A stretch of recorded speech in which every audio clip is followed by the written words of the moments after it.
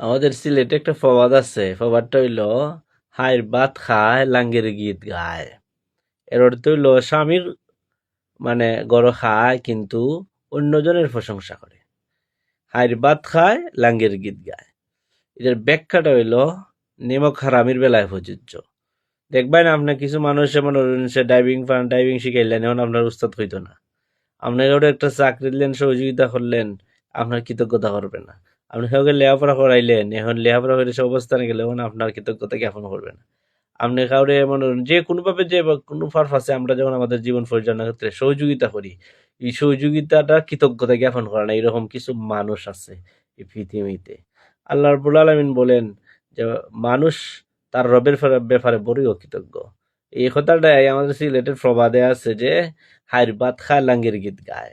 অর্থাৎ যে তার কি করলো, প্রতিষ্ঠিত করলো, তার কোন প্রশংসা সে করে না। এটা এখন নিরক্ষরাম। এদের থেকে সাবধান থাকবেন।